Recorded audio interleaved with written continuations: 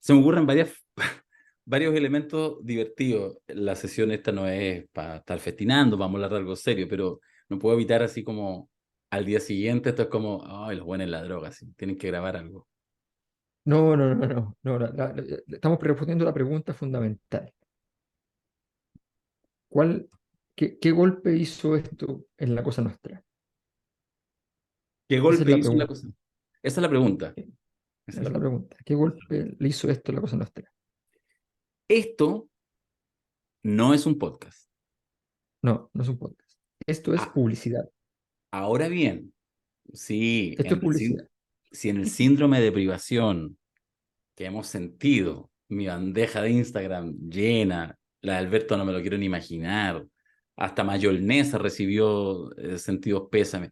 Si en todo ese contexto me llamó hoy en la mañana Paulsen, me llamó hace un rato atrás Matu, en fin, que también han recibido, también están inundadas sus bandejas. Eh, Paulsen no me llamó por eso, la Matu sí. Entonces, bueno, si están en ese síndrome de privación y les sirve como un sucedáneo, no hay ningún problema. Yo además esta semana decidí no ir a ningún medio. Me declaré de luto oficial, siguiendo a mi presidente, que ¿Y declara pediste luto, perdón? ¿Y pediste perdón? declara luto. Todavía no pido perdón, no, todavía no pido perdón. Ah, en fin, a mí me Me llamaron cambié un poco para la chaqueta, pero nada más. nada más. Ya, oye, bueno, ya, estamos festinando, pero queríamos hacer esto, algo comentamos en el podcast que grabamos ayer, pero en realidad queríamos hacer esta grabación, habíamos pensado incluso hacerla antes, para contarles, lo vamos a enviar esto por correo masivo, seguramente lo están viendo así, también lo vamos a abrir en los canales habituales de La Cosa Nostra. Lo dijimos ayer, déjame, Alberto, solo un segundo como recalcarlo. Efectivamente, ayer el podcast entró en una pausa. Cuando uno hace ciertas pausas no sabe si son permanentes, indefinidas, cortas, largas, no lo sabemos, ¿ya? Podría ser que nunca más hubiera un podcast La Cosa Nostra, puede ser que haya, evidentemente, pero La Cosa Nostra como proyecto, muy por el contrario, efectivamente hay un núcleo fundacional y que pensamos que hace bien, que es lo que queremos hacer. Y en ese contexto eh, está pensado esta idea que después de darle varias vueltas eh, con Alberto, se nos ocurrió que puede ser interesante estos ejercicios así como únicos, separados. Esto pudo haber sido perfectamente, esto en la práctica es una especie como de seminario largo de 3 días, ¿ya? Pero yo creo que tiene algo más, incluso una cierta densidad, separarlo, espaciarlo, hacerlo en 3 días distintos, domingo 10 de septiembre, sábado 30 de septiembre, sábado 7 de octubre, estas tres patas de lo que hemos llamado este ciclo 50-30 años. Una reflexión primero general como el ciclo y después quizás podríamos ir uno por uno, Alberto, si te parece. Sí, sí, por supuesto. O sea, a ver, creo que el- la idea fue, a partir de los ejercicios intelectuales que han existido en estos 50 años, eh, las formas de revisión que surgieron, las miradas distintas, nos parecía interesante hacer una curatoría que fuese alguna novedad, que no planteara una reiteración de aquello que íbamos a encontrar ya en general eh, entre la oferta asociada, seamos irónicos, entre la oferta de mercado sobre los 50 años del golpe. Y en ese contexto dijimos, bueno, a ver, ¿qué es lo que de alguna manera hace falta? Lo que ocurrió en general fue que era más o menos previsible, un esfuerzo, si quieren ustedes también, seamos conceptualmente más duros, una operación eh, por derecha para centrarse en la figura de Allende. ¿No? Eh, ese recorte particular de la figura de Allende es un recorte bien inteligente porque no es Allende como culpable, sino que es Allende como el que está incapacitado para administrar un proceso eh, por por el lío, el caos que está alrededor de él. Y ese argumento, que además tiene una parte que es cierta, evidentemente, pero ese argumento permite soslayar toda la historia más compleja para la derecha previa al golpe y permite soslayar la parte muy dura, que es el momento del golpe y sus siguientes días, eh, de horror y traición, por decirlo así. Entonces, mm, la idea era hacer un recorte distinto, un recorte. Y por otro lado, por izquierda, lo que se iba a enfatizar, y ha sido evidente y es lógico además, era la memoria y los derechos humanos. Eh, y eso que es indispensable y que es un camino obvio, lógico, tiene el problema entonces de que hay una dimensión de todo este análisis que en el recuerdo de este proceso no se quiere hacer porque finalmente es un recuerdo que es más analítico, más descarnado, más duro, ¿ya? Y es meterse en la camisa de once varas, eh, que no es por la derecha salvar los muebles en los 50 años, ¿ya? Y no es por la izquierda centrar en los asuntos de derechos humanos, que es la forma de culpar de manera evidente, clara y contundente a la derecha. mm, Y no se trata tampoco de no ser claros respecto a los hechos y a los acontecimientos, al contrario. Justamente sentimos que estaba desvalorizado, no sé, el rol de Estados Unidos, eh, que en estos días con el tema del Pinochet desclasificado emerge, digamos, como uno de los temas, pero no solo lo desclasificado, lo clasificado, hay un trabajo muy grande que también hizo Víctor Herrero para el tema de Agustín Edwards, para la biografía de Agustín Edwards, que en ese sentido también era muy interesante. Eh, pero vamos más allá de eso, o sea, tratar de entender esto en el contexto de la Guerra Fría era algo importante. Por eso pensamos en el 10 de septiembre, en el prólogo, en el anticipo, en la víspera de la fecha emblemática, en ese momento pensar en todo lo que significaba el golpe desde el punto de vista de su producción, de mm, su preproducción, de su producción, de su ejecución y de sus réplicas, digamos, entonces es un recorte temporal que incluye elementos de la UP genéricos y que incluye el último tiempo, ¿ya? Para entender cómo se van articulando los hechos hasta llegar al golpe propiamente tal, con el arribo de todas las Fuerzas Armadas al gabinete del presidente Allende, con todos esos esfuerzos de control interno de las Fuerzas Armadas que fracasaron.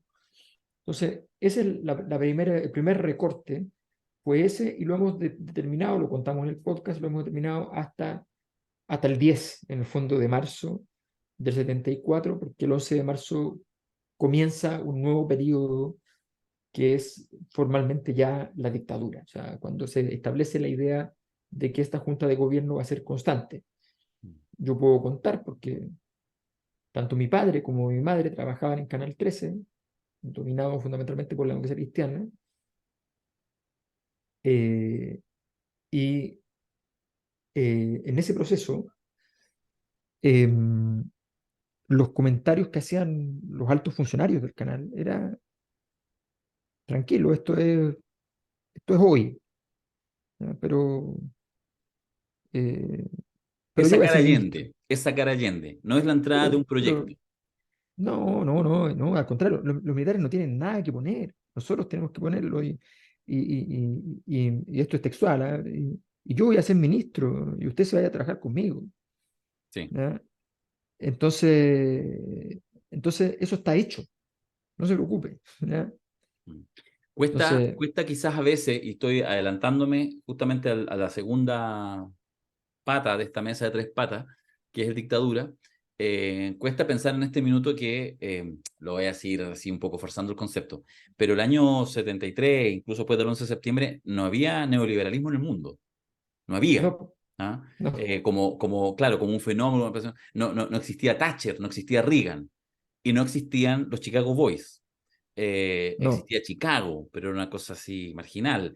no, y voy más lejos, y voy más lejos, porque esto quizás no lo vamos a alcanzar a decir porque la cosa es muy gorda, digamos. Voy más lejos. La escuela de Chicago había llegado a Chile en el 50 y tanto. Era un convenio que no tenía ningún sentido político en origen. Era un convenio universitario clásico. Se lo habían ofrecido a la Chile, no a la Católica. La Chile se le perdió la hoja por ahí, ¿ya? Nada, Y nada raro, nada nada raro. raro. Y se fueron, y entonces le preguntaron a la Católica. Y la Católica dijo que bueno. Y llegaron un par de investigadores, varios, en realidad norteamericanos, y establecieron la relación y empezaron a viajar los chilenos para allá y qué sé yo. Pero llegados los fines de los 60 se terminó sin terminarse el convenio, se perdió vigencia. Se fueron, se fueron. Quedó uno porque se había casado con una chilena, ¿ya? Pero se fueron. Entonces, entonces, ¿qué es lo que pasa? Que después, cuando el proyecto llega, y el proyecto no llega por esa vía, así como, no, no, no, llega por la vía Edwards Merino, cuando llega el proyecto, en ese momento dicen, bueno, pero aquí tenemos estos gallos, están aquí, po, están preparados, ahí tenemos todo un equipo de gente que ha estado en esto. Claro, Eh, claro, porque en en eso, el fondo, al momento del golpe, si uno piensa en las fuerzas que estaban en pugna, lo que había era, al otro lado de la Unidad Popular, había, digamos, básicamente los conservadores y, en su forma más radical, los nacionalistas. Ahí sí, estaba. Había una disputa que era más bien de carácter valórico incluso. Y claro, pero sí, después, y nos vamos a la segunda pata, la dictadura, lo que instaura, pusimos esta foto de Pinochet, porque bueno, si hablamos de dictadura hay que poner a Pinochet, pero capaz que en una de esas habría que poner ahí la foto de, no sé, de Guzmán por el lado institucional, o de Vigi, me de estoy adelantando Piñera. mucho, Los más importantes son o Guzmán de y José Piñera. Cast. José Piñera y Guzmán son los más importantes. Sí. Eh, Entonces, bueno, pero en fin, Lejos. claro, la dictadura, y por eso ahí está el ejercicio de línea de tiempo que nos va a ofrecer Alberto ya en esta segunda pata, que es la del el sábado 30 de septiembre, que es partir la historia que se empieza a contar a partir del 11 de septiembre del 74, del 11 de marzo del 74, donde efectivamente todavía no se resuelve, porque de hecho todos esos primeros años hay una pugna a todo nivel, desde organismos represivos, pero sobre todo una disputa en los ministerios, podemos decir así, no una disputa al Ministerio de Hacienda, sino una toma de posesión, una orilla de playa que toma básicamente los economistas y que se lo empiezan a comer todo, tanto así que después llegamos a final de los 70 Sí, con algunos conspicuos hombres del golpe, grandes triunfadores del claro. golpe, ya derrotados y defenestrados. Pero eso es más tardío, efectivamente. O sea, la oportunidad de tener un país en búsqueda de su destino hizo que finalmente se diera esa situación. Pero si tú te fijas, el 75 viaja a Chile Milton Friedman Sí, para convencer a Pinochet. ¿Qué significa? Que Pinochet no está convencido. ¿Ya? Significa que todavía eso no está. De hecho, en el 74, la declaración de principio, de los principios, hay cosas que después, por la forma en que se articuló la historia, uno las puede leer en clave neoliberal, pero en realidad no hay nada de eso. Y el 75 viene Friedman eh, a Chile y trata de instalar allí la jugada. Y viene todo un proceso complejo con las 7 modernizaciones, la Constitución del 80, idas y venidas, discusiones internas, las AFP, ya, todo el cuento. Ese cuento es bien enredado, bien complicado, no es nada sencillo, con siempre un Gustavo Bolí muy en contra, ¿ya?, de todo ese tipo de orientaciones, con un Pinochet escéptico en general, ¿ya? Pinochet cero neoliberalismo, ¿ya? Eh, le queda por fuera, o sea, no se podía vestir con eso, le queda por fuera, ¿ya?, por las razones que fuesen. Eh, bueno, siempre, esto lo hemos dicho tantas veces y la gente yo creo que ya lo sabe, pero la demostración más clara es la toma de decisión, digamos, del paso al sistema de la FP y no la reticencia, sino la prohibición absoluta de Pinochet que a sus hombres los metieran en un sistema sí, neoliberal. ¿A no, quién se no, le puede ocurrir salir de un sistema de reparto? ¿A quién se le puede ocurrir, digamos? no, y en esa discusión debemos recordar, porque lo hicimos en un seminario, debemos recordar que eh, Augusto Pinochet, para denostar la propuesta, cita que los únicos que están apoyando esta propuesta, según señala la prensa, son aquellos que salen, dice textual, en el reportaje de hoy de la revista Cauce, que son tres empresarios, dice. Mm. ¿Ya? Sé cuál es uno, ¿no? Que era el grupo Cruzat, pero no sé cuáles eran los otros dos que salían. Habría que buscar la revista Cauce de esa fecha. De esa fecha. Eh, pero es interesante porque él cita la revista Cauce. O sea, hace una jugada bien polémica. Entonces, plantea ese tema. ¿Por qué? Porque en el fondo efectivamente había una discusión interna muy fuerte que después esa discusión se va a anular por completo. Pero la historia fue muy distinta. Entonces nos interesa meternos en la dictadura, entrar en el terreno también de la lógica. Aquí también lo importante de entender también es la lógica de la represión. La lógica de la represión para el golpe, la lógica de la represión durante la dictadura, ¿ya? La lógica de los gallitos, del uso de la fuerza en todos estos procesos. Entonces, esa es la segunda parte. Con eso, en el fondo, abordamos los años de un poco la UP, la dictadura, ¿ya? Y con eso tenemos más o menos 20 años. ¿Ya? Eh, y después vienen los siguientes 30.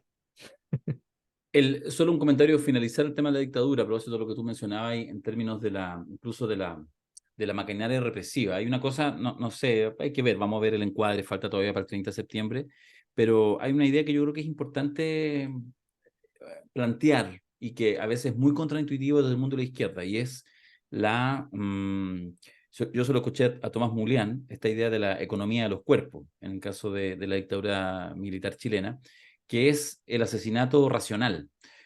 Por supuesto, los primeros 3, 4 meses de la dictadura, básicamente septiembre, octubre y noviembre del 73, hubo, vamos a decir así, esto es complejo cuando uno lo dice, porque tiene un tono medio terrible, que en el fondo es como muerte así como, van, este buen latifundista, esos campesinos, listo, agarran 7 campesinos, de los cuales quizás uno era más bien militante, los otros de familia, listo, muertos, todo ya. Todo eso que pasó, esta parte de la barbarie.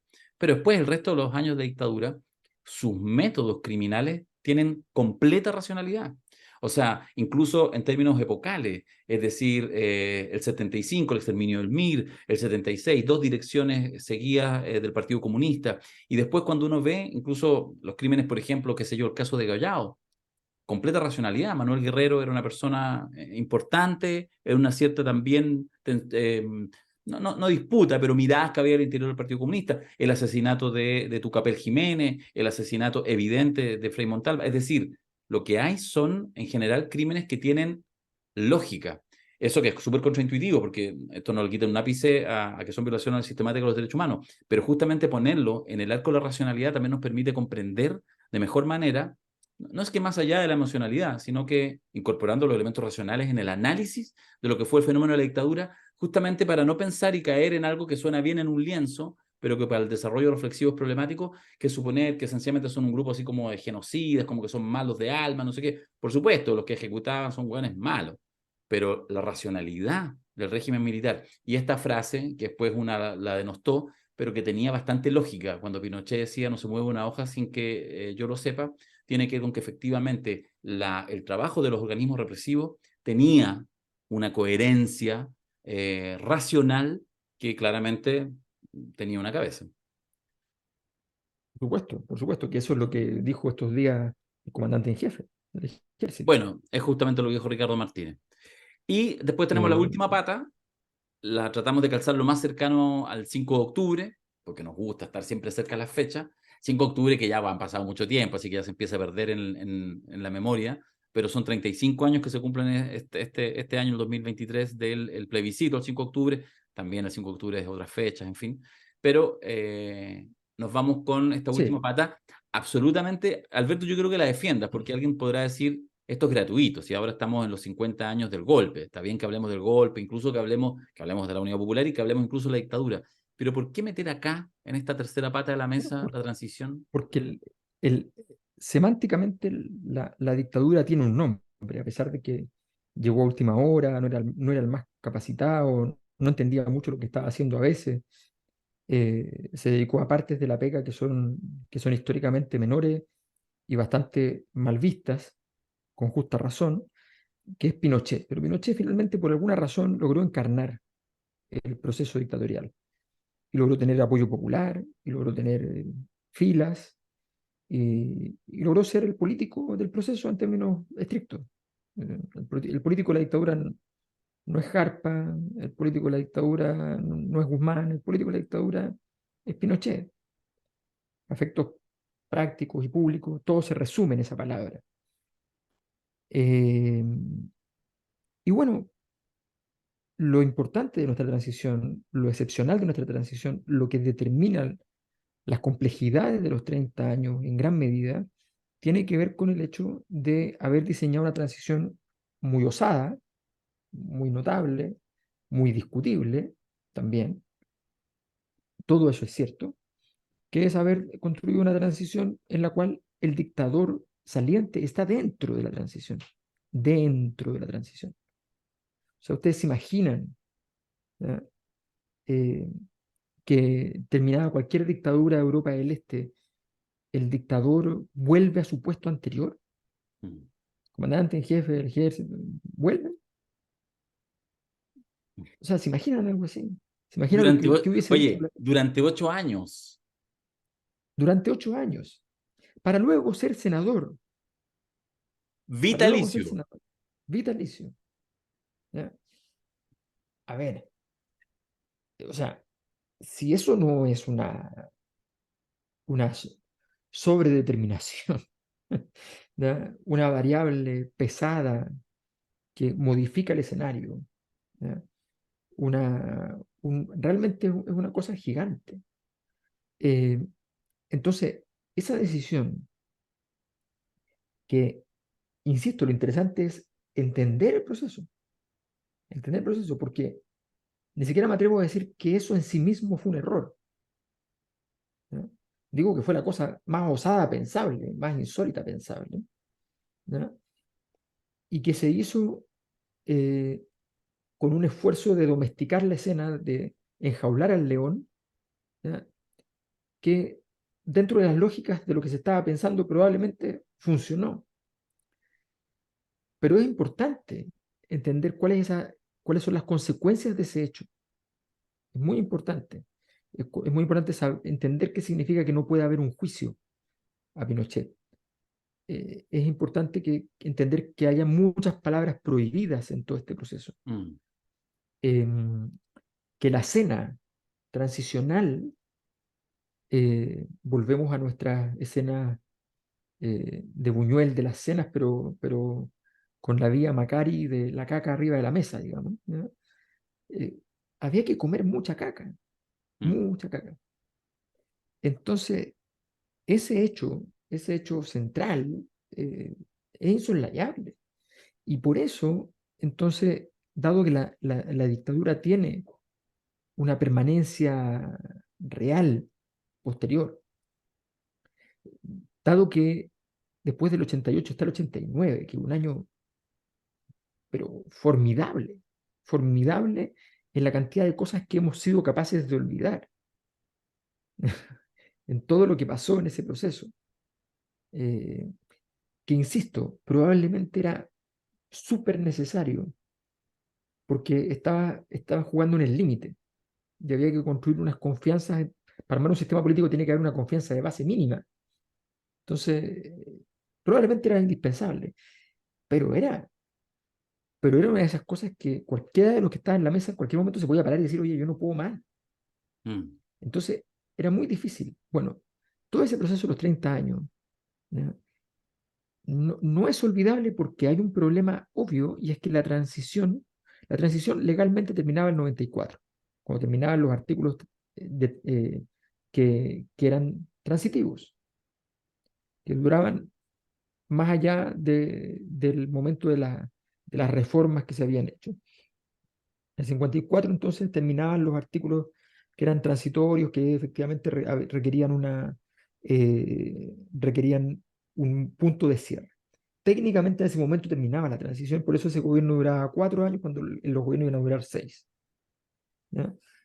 Eh, y entonces nos encontramos con que la transición no termina allí, no termina con Frei Ruiz-Tagle, no termina con Lagos, aunque Lagos hace un esfuerzo varios esfuerzos muy relevantes para que simbólica, litúrgica y en términos de fundamento, de texto constitucional, en fin, se pudiera terminar, no lo logran. No se termina con Bachelet, que tampoco lo intenta, en rigor. No se termina con Piñera. ¿Cuándo se termina la transición? Y lo más parecido a un hito que termina la transición es el estallido social, que inaugura otro proceso transicional con otra lógica, que todavía no está develada. Ya vamos con 2 procesos constituyentes, probablemente los dos fracasados. Em, pero, pero es otro proceso transicional, otra búsqueda. Ya no es la misma. Entonces, los 30 años nos parecen esenciales para cerrar esta conversación.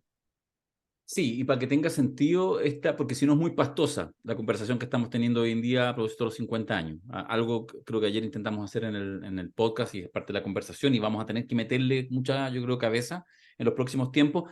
Además, porque creo que es una discusión no de pasado, ahora sí que es muy actual. Porque en lo que estamos es en una incapacidad de entender, no están los marcos de referencia, se nos perdieron. Están muy difusos, porque además en los últimos 4 años han pasado demasiadas cosas y porque estamos a puerta de que efectivamente en Chile llegue por primera vez desde la dictadura a la ultraderecha. Entonces, más allá que eso suceda o no, pero la pura posibilidad, eso ya te abre el marco. Sí, Entonces, hay un marco interpretativo ahí que uno necesita ir a buscar y ahí hay que hacer el ejercicio de análisis con los elementos históricos y poniéndolos en movimiento, interpretándolos, no buscando la verdad de velada, sino movilizar, movilizar. Fíjate que, por ejemplo, a propósito de transición, tú decías y termina, claro, una cierta perspectiva del 94 con el cambio ya de Elwin a Frey, pero déjame citar a Elwin, creo que alguna vez lo conversamos hace algún tiempo en el podcast, porque además se lo escuché de propia boca, ¿ah? Sentado en una reunión pequeña en el cuarto piso de la Casa Central de la Universidad Católica hace ya, no sé, unos 20 años atrás, en su calidad de expresidente, y en un diálogo, a partir incluso de una pregunta que yo le planteo, él dice, no, no, no, la transición termina el 29 de junio de 1992. Esa era la tesis de Elwin, por lo menos la que yo le escuché el mm, año 2000 de haber sido esto, mm, 99-2000. Claro, el 99 fue este diálogo con él, el 99. O sea, todavía no llegaba al agua, estábamos todavía en el gobierno de Frey, terminando. mm. Y él dice, está todavía muy, muy vigente, muy, muy vital, no, no, 29 de junio del 92. Eso solamente para... Si lo entendió a la rápida es porque usted es viejo y muy politizado. Bueno, yo que soy no tan viejo, pero muy politizado, le cuento que el 29 de junio de 1992 fueron las elecciones municipales. Porque cuando termina la dictadura, se elige un nuevo parlamento, asume el 11 de marzo del 1990, Elwin como presidente, con un Senado, con senadores designados y una Cámara de Diputados completamente elegida, de 120 integrantes, y se abre un espacio, los alcaldes seguían siendo designados, salvo, y aquí no me acuerdo si el guarismo es 10 o 15, las 10 o 15 municipios con más alto, esa era parte de las normas transitorias de la Constitución, con la mayor cantidad de población, esas el presidente entrante designaba, no había elección, designaba. Y por ejemplo, designó en Santiago a Rabinet, designó no me acuerdo cuáles son en la Florida, designó a Duarte, hubo algunas, eran unas poquitas, Concepción, las 10, creo que eran las 10 comunas. Y las otras 335 comunas del país tuvieron que esperar al 29 de junio de 1992, en que hubo elección municipal en todos los municipios de Chile y se eligieron alcaldes democráticamente elegidos. Y entonces, desde la perspectiva de Elwin, decía, listo, se acabó la transición. Porque él entendía, molesto uno en ese tiempo como estudiante de ciencia política, diciendo, pero no, la transición son mucho más, la democracia son mucho más cosas, no solo una cosa procedimental. Y él decía, no, es esto, es el procedimiento. Ya están todas las autoridades del país electas, listo, se acabó. Y fíjate que con el paso de los años me parece más interesante eso, porque por último habríamos terminado esta discusión como eterna, llena de simbolismo, y de repente, bueno, eso es lo que hay. Pero bueno, es una discusión que se va a abordar. Claro, pero lo que pasa es que los acontecimientos llenan o no llenan el vaso. Entonces, o sea, y esto tiene que ver con los momentos, con los personajes, pero tiene muchas variables. Entonces, eh, cuando Gorbachev hizo la glasnost, la perestroika, no movió el vaso. Al final se convirtió en una especie de chiste. Mm, Entonces es re jodido cuando finalmente la sensación de que la transición terminaba era el momento en el cual tú naturalmente cumplías las cuatro metas de la transición, o al menos te deshacías de los personajes más emblemáticos de la dictadura.